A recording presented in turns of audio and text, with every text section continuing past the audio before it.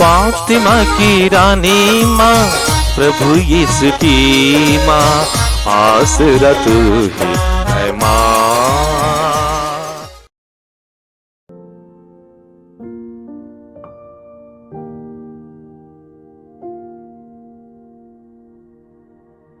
पहला पाठ नबी एजेकियल का ग्रंथ, अध्याय 47, पद संख्याएं 1 से 9, 12। स्वर्गदूत मुझे मंदिर के द्वार पर वापस ले आया। वहां मैंने देखा कि मंदिर की देहली के नीचे से पूर्व की ओर जल निकलकर बह रहा है, क्योंकि मंदिर का मुख पूर्व की ओर था। जल वेदी के दक्षिण में मंदिर के दक्षिण पार्श्व के नीचे से बह रहा था। स्वर्गदूत मुझे उत्तरी फाटक से बाहर घुमाकर पूर्व के बाह्य फाटक तक ले गया। वहां मैंने देखा कि जल दक्षिण पार्श्व से टपक रहा है।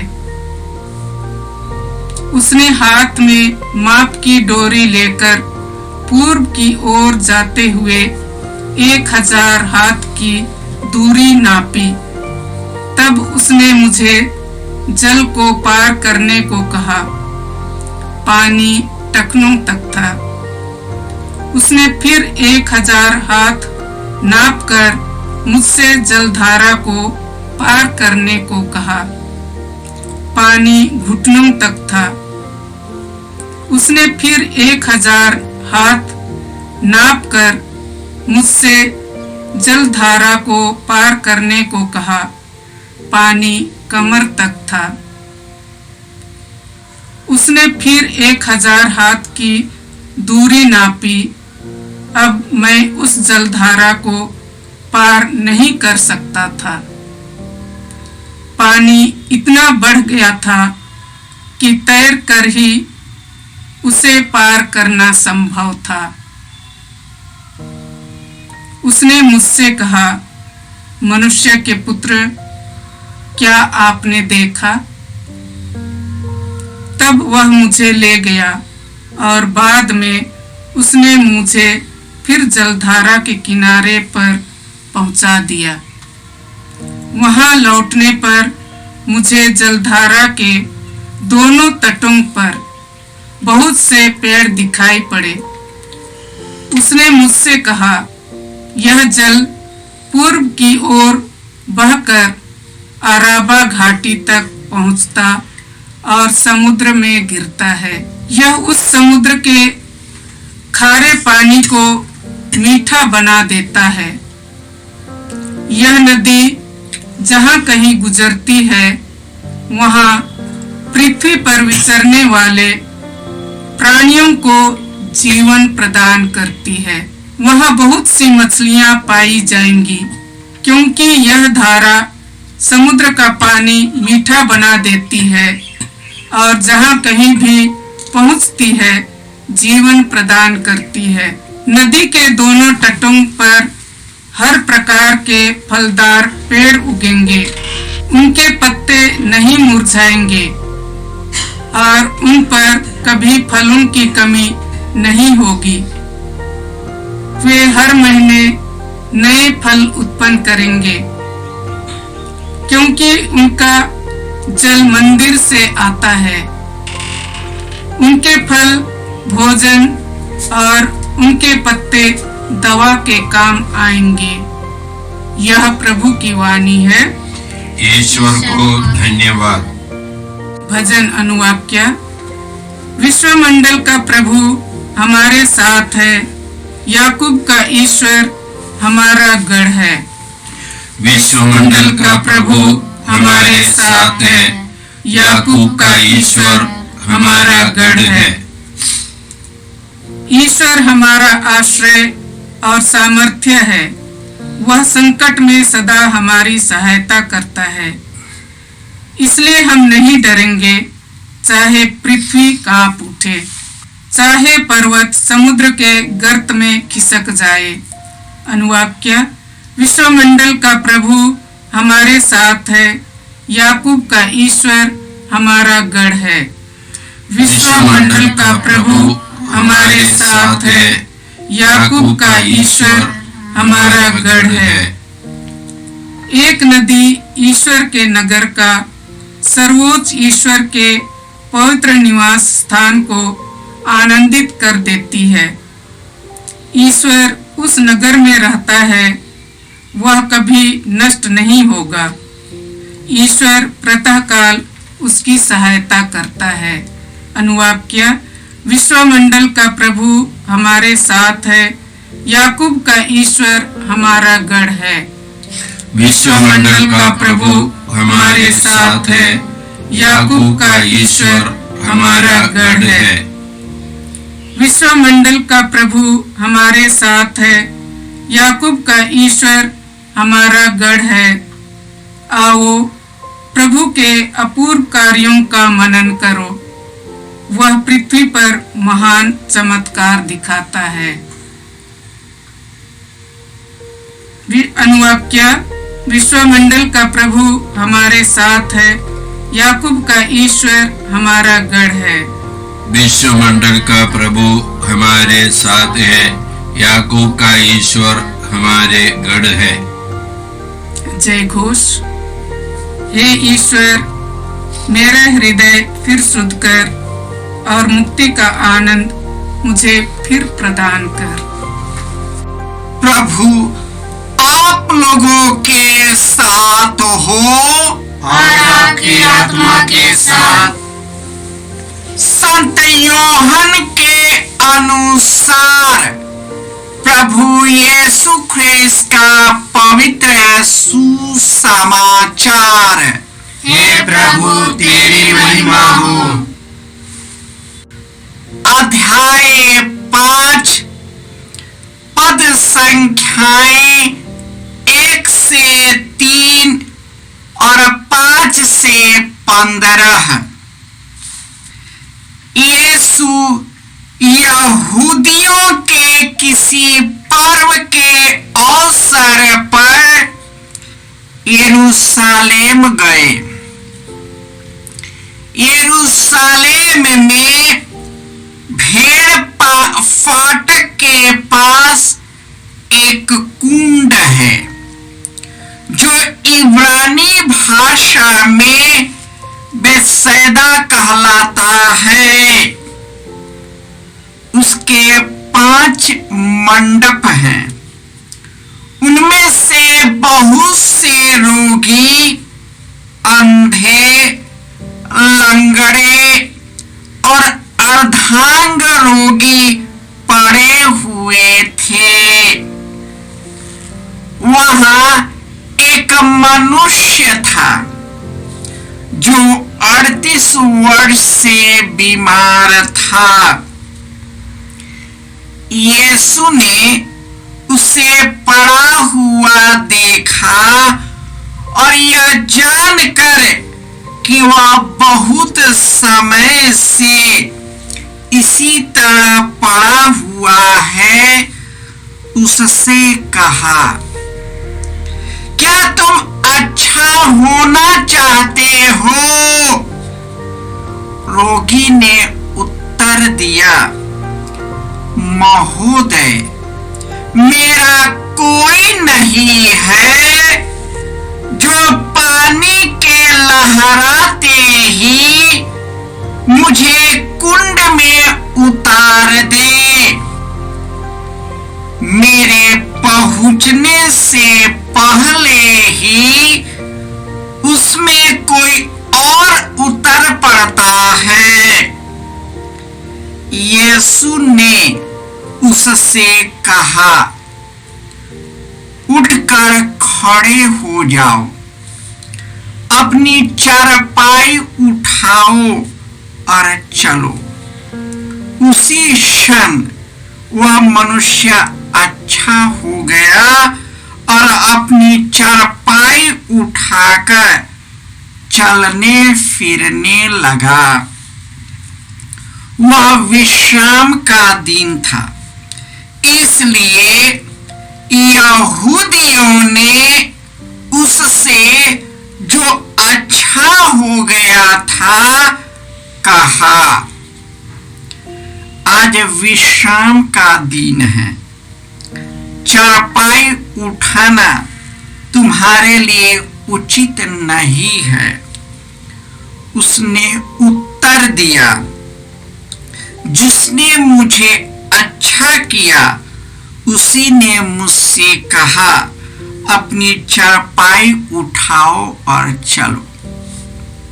उन्होंने उससे पूछा, कौन है वह जिसने तुमसे कहा, अपनी चारपाई उठाओ और चलो? चंगा किया हुआ मनुष्य नहीं जानता था कि वह कौन है, क्योंकि उस जगह बहुत भीड़ थी और यीशु चुपके से चले गए थे। बाद में मंदिर में मिलने पर यीशु ने उससे कहा, देखो तुम चंगे हो गए हो, फिर पाप नहीं करो, कहीं ऐसा न हो कि तुम पर और भी भारी संकट आ पड़े। उस मनुष्य ने जाकर यहूदियों को बताया कि जिन्होंने मुझे चंगा किया है वह यीशु है। यहूदी यीशु को इसलिए सताते थे कि वह विश्राम के दिन ऐसा काम किया करते थे। यह प्रभु का सुसमाचार है। हे क्रिस्त तेरी स्तुति हो। क्रिस्त में प्यारे भाइयों और बहनों, ईश्वर का वचन कहता है, हमारा प्रभु आश्रय और सामर्थ्य है। हमारे दुख और संकट में, विपत्ति में वह हमारा सहचर है। वह हमारी सहायता करता है, इसलिए हम नहीं डरते।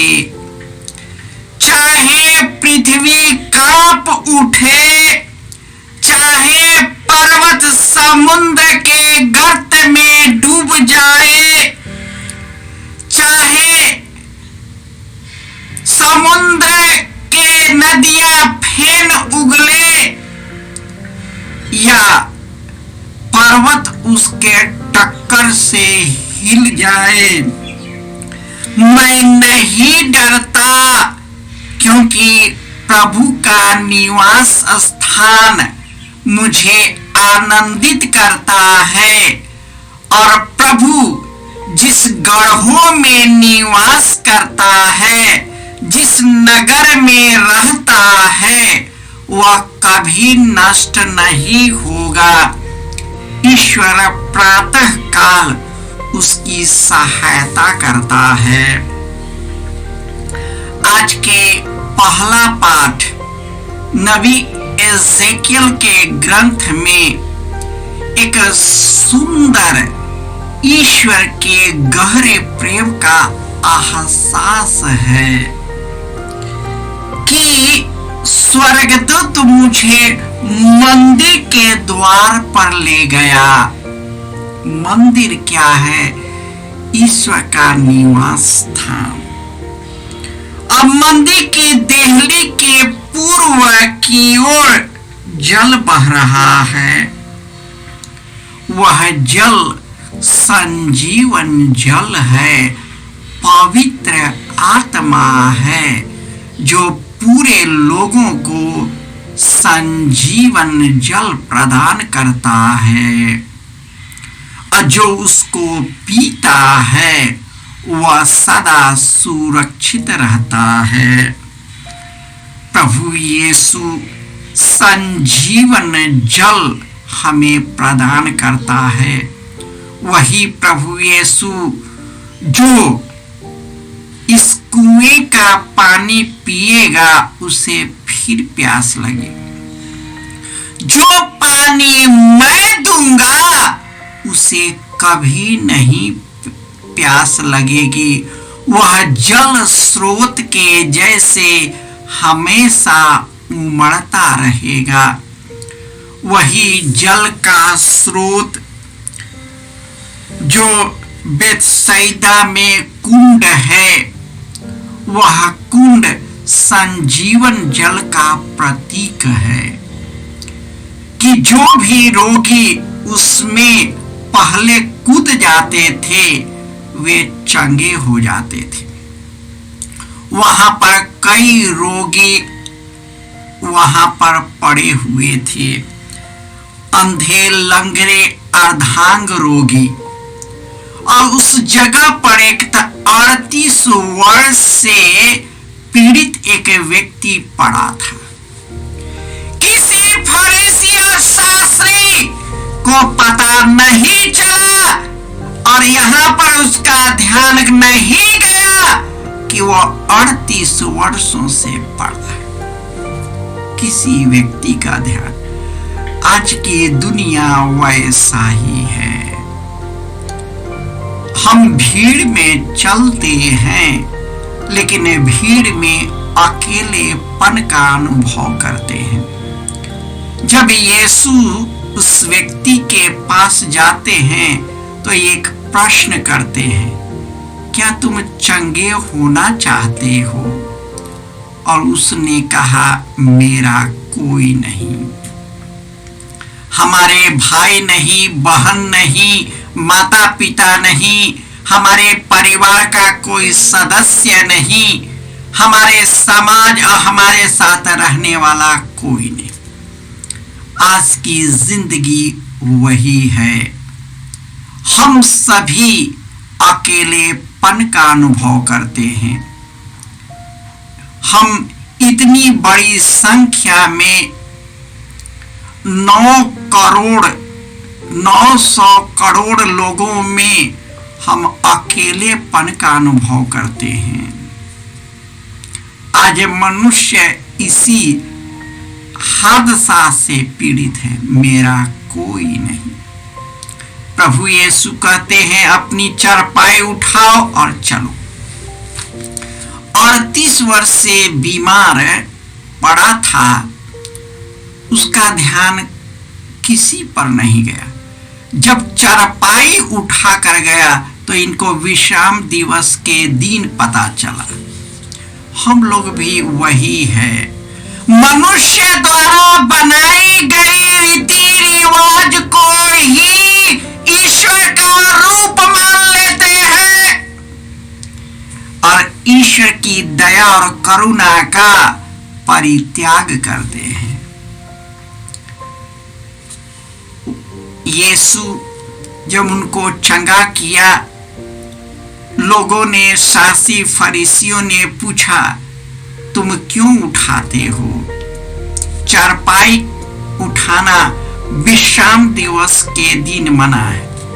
उसने कहा, जिस व्यक्ति ने मुझको चंगा उसी ने कहा।